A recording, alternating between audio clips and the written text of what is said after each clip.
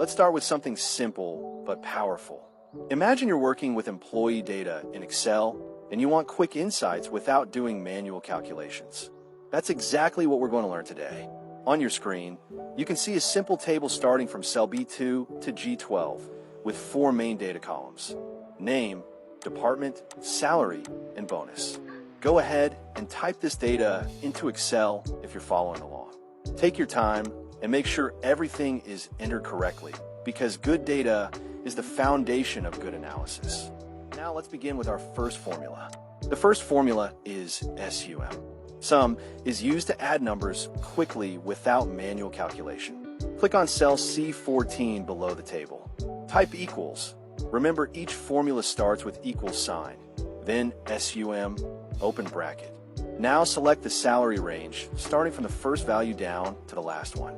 You'll see something like D3 colon D12. This colon means from D3 all the way to D12. Now close the bracket and press enter. You've just calculated total salary in seconds. Now let's move to the next one. The average function helps you find the typical value from a group of numbers. Click on the next cell, C15. Type equals, average, open bracket, then select the same range D3 to D12, close bracket, and press enter.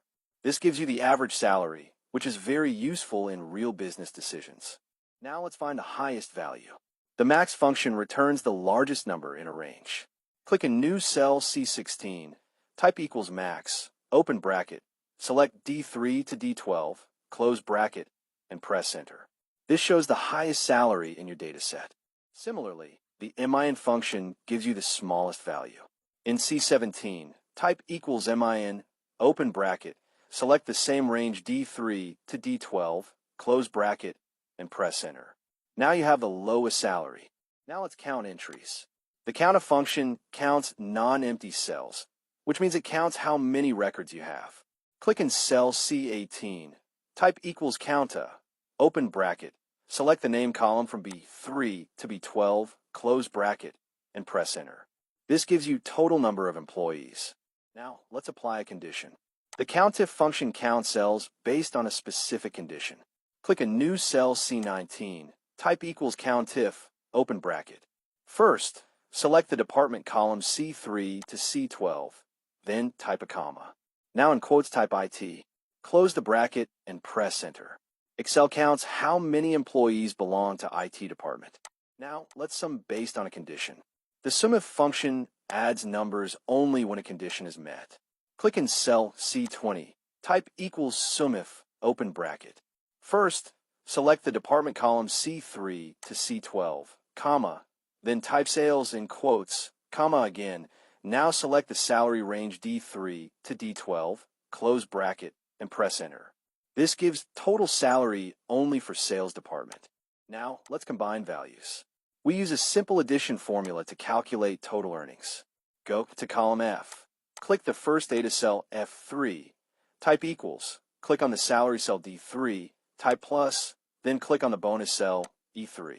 So it becomes D3 plus E3. Press enter. Now drag this formula down to apply it to all rows. Now let's introduce logic.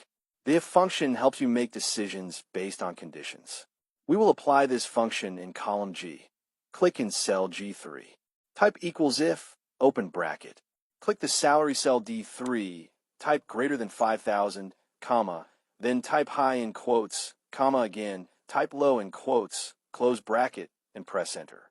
This means if salary is greater than 5,000, Excel shows high, otherwise low. Drag it down to apply for all employees. Now let's retrieve specific data. The VLOOKUP function is used to search for a value and return related information. Click in cell C21 and type equals VLOOKUP, open bracket. In quotes type a name like Emma Davis, comma. Select the full table from B3 to E12, comma. Type 3, comma, false, close bracket, and press enter. This returns the salary for that person. Now take a moment and look at what you've done. You've learned how to add, average, find maximum and minimum, count data, apply conditions, combine values, use logic, and even search data. These are real skills used in offices every day across the world. Practice this once, and then try again without looking. That's how you build confidence in Excel. Keep learning, keep improving, and follow the channel center of best learnings.